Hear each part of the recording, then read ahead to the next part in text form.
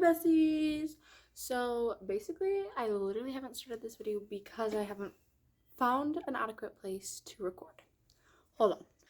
I'm trying to record more, but there's just nowhere to record. Like, I'm not living in my house right now because it burnt down in a tragic fire. What the freak do I keep doing that for?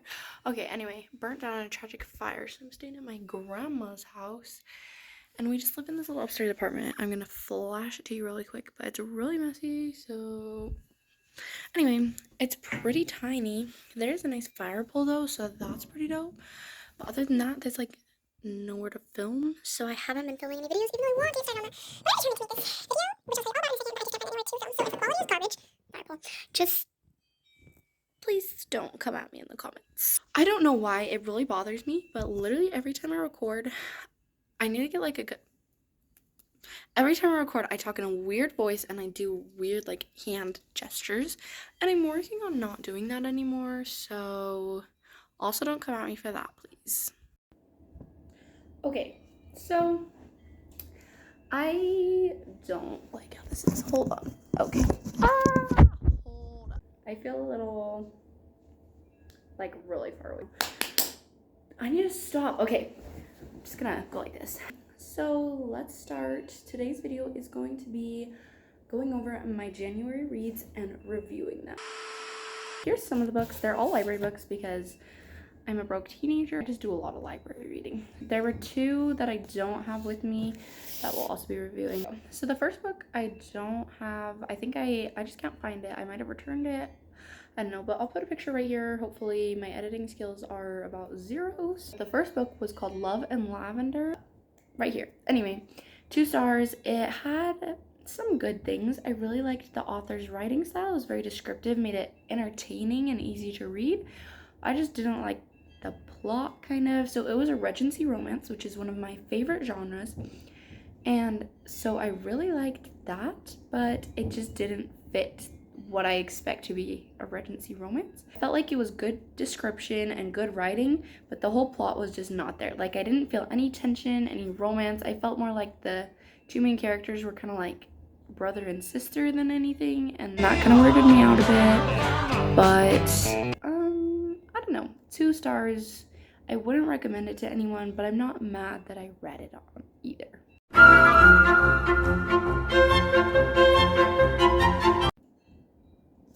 Okay, I feel like that made my eyes look green, but my eyes are blue. That was whack. Anyway, so what the freak?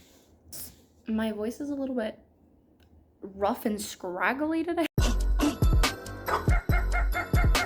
did have a volleyball tournament, so my voice is a little bit gone, and I'm getting a little bit sick. So if I sound like nails screeching on a chalkboard, I apologize. The second book I read was a 5-star read, The False Prince. I don't know who's read it. It's by Jennifer A. Nielsen. And I read this when I was... I don't know when it came out, so I'm definitely going to be wrong with this. But I think in like...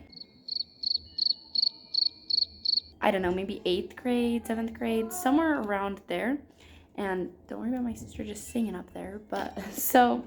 I remember reading it then and liking it, and I know there's 3 books in the series, and I read the first 2, I think, but not the 3rd, and I did not remember anything about this book.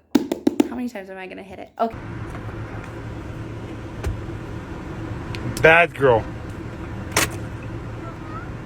It was so good. It's literally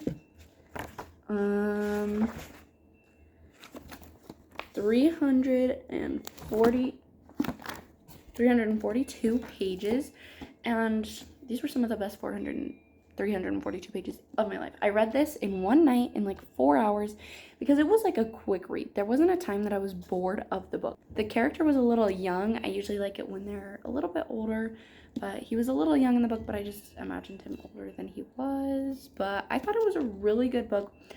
It was a good way to start off the year. 5-star read for my second book, and I haven't read the second or third book because I worry that if I read the other 2, I'm not gonna like them and it's gonna ruin the series for me. So I used to be like I would read series all the time, but I've switched to a little bit more. My sister's watching me, and that's weird. I've been watching you for the past 20 minutes. Anyway, so I've been into more standalone books lately because here's my deal. I'm talking so much, sorry. But I like to be able to just sit down and read the book in one sitting, which is a problem. I probably shouldn't read for like 4 hours straight. Stop. Rip off. You only gave me 9 nuggets.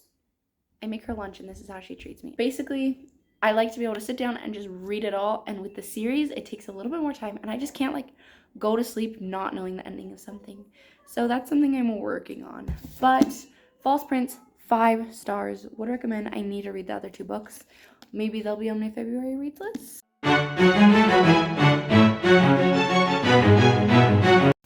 Okay, the next book that I read was Coming Home to Bellingham by Katie Stewart Stone. This one, as for covers, Regency romances, I usually hate the covers because they just look so weird. Just look so weird. Just look so weird. Just look so weird. But this one, it doesn't show a face, so it's a little bit better. This one was a short book. It was only like 213 pages, 215 pages, I think.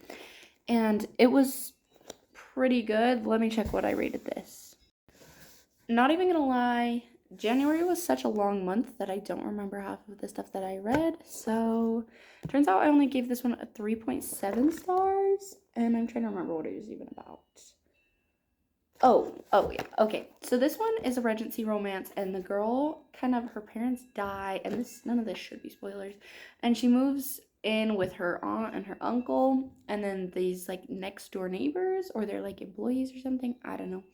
They're like invite them over for dinner all the time, and they have 3 sons, and she like becomes best friends with one of them and falls in love with them. And to be honest, I remember more about the best friend son in her relationship. I loved that. I thought it was fun than I do about her with the actual love interest. So I'm trying to remember.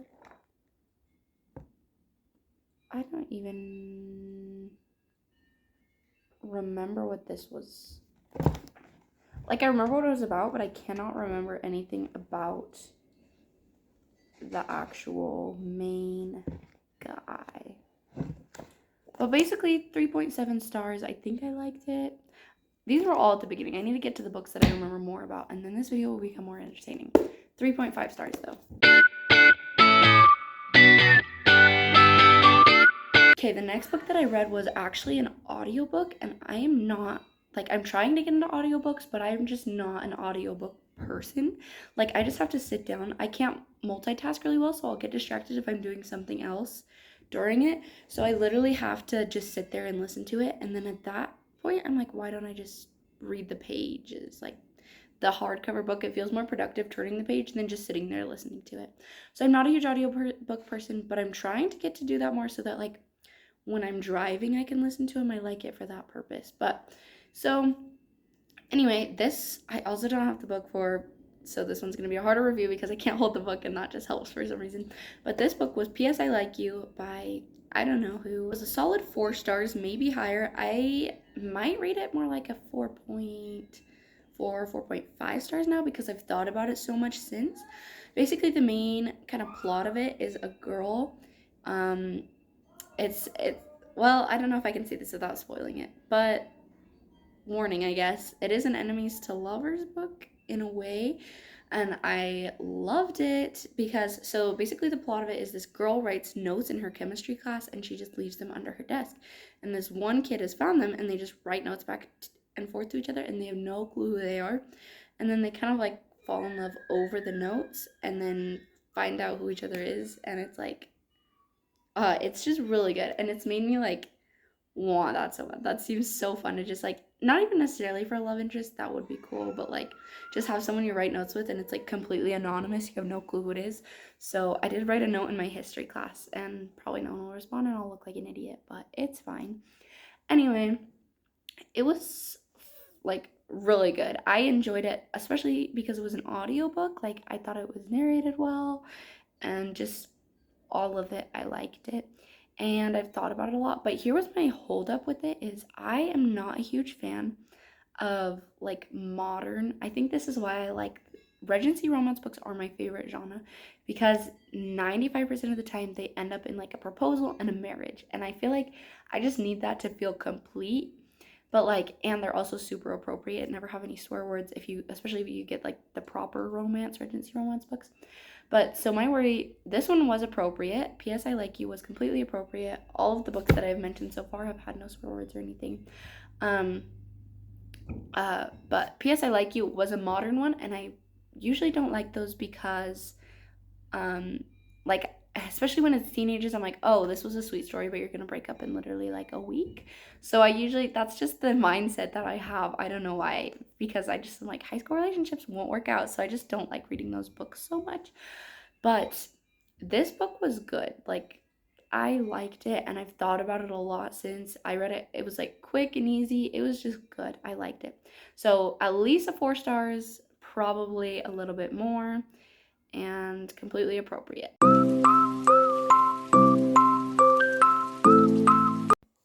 Okay, so the next book that I read is In the Wilds of Devon, or Devon, I don't know. I like Devon, but by Wanda Luce, and I don't want to show you the cover because it's going to ruin your image of it already, but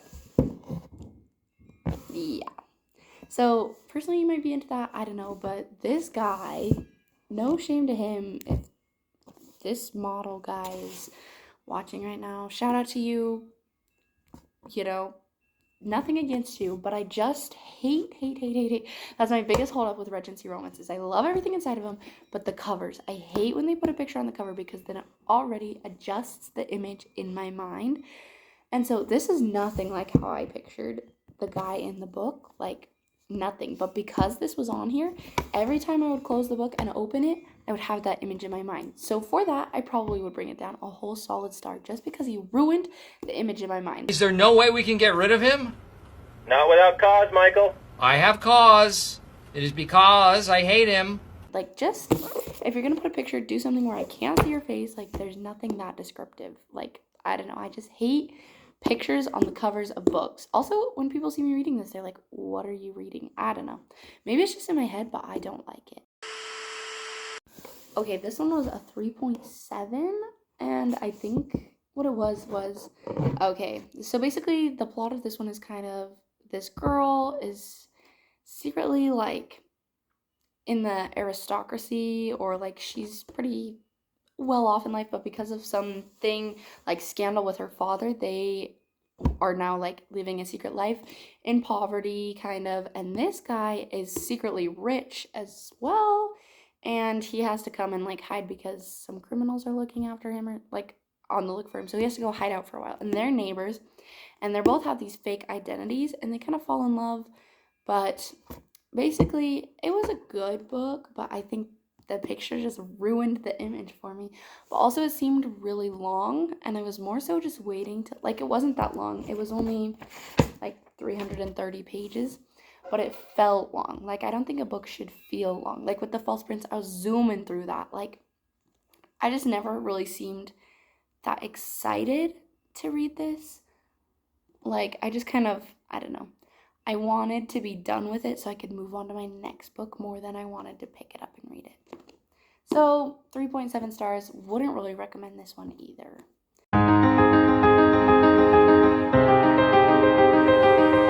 My voice is getting more and more, like, dry as we speak, so I need to hurry and finish this. This is going to be such a long video. I've just babbled for so long.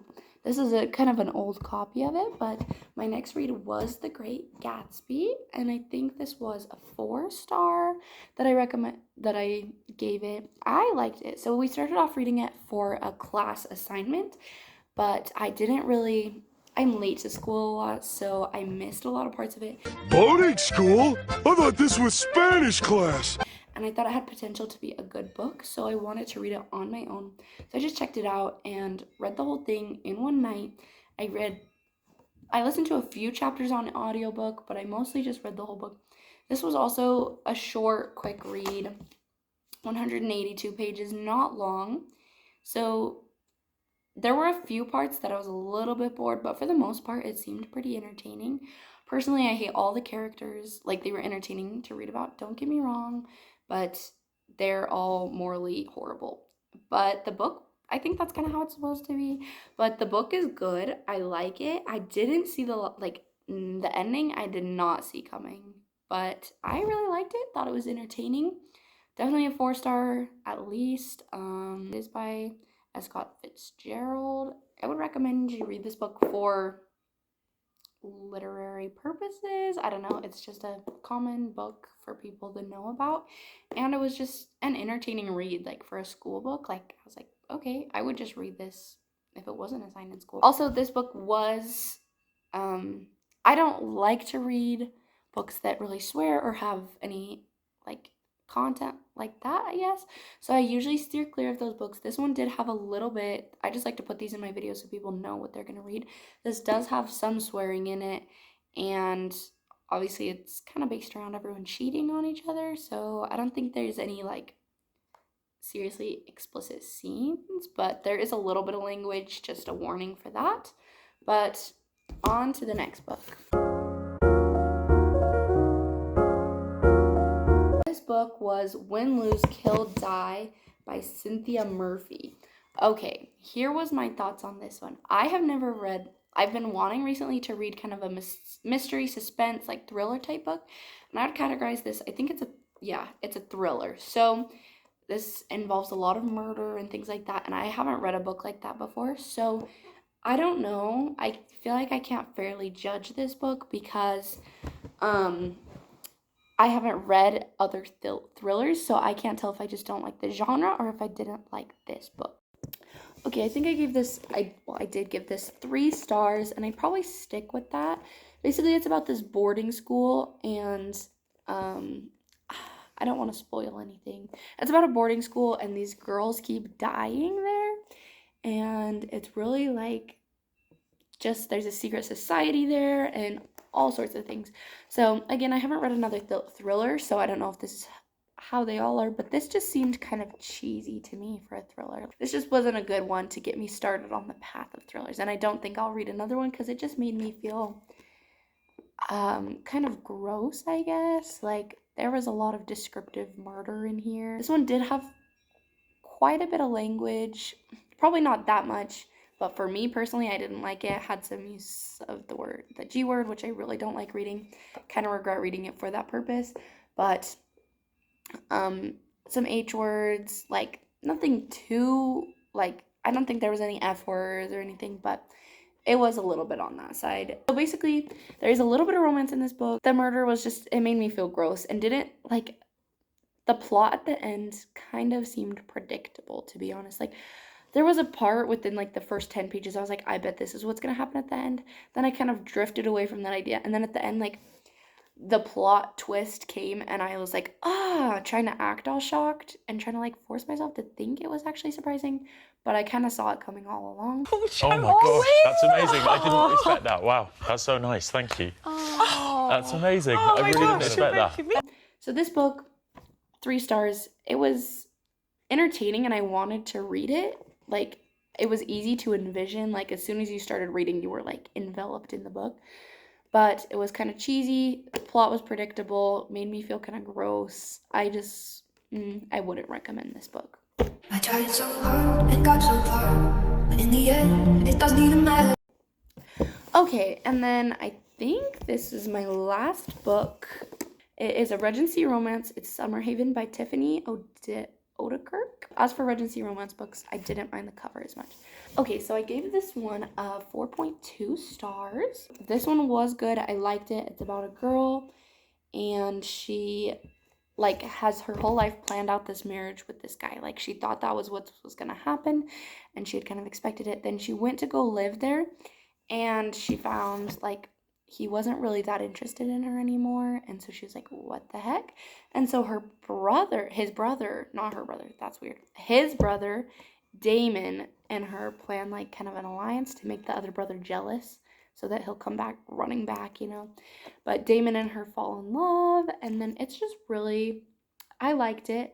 Again, this was, when I think of Regency romance, this is what I like house parties, everyone staying together, like, I liked it a lot. Damon was a great character. Loved him.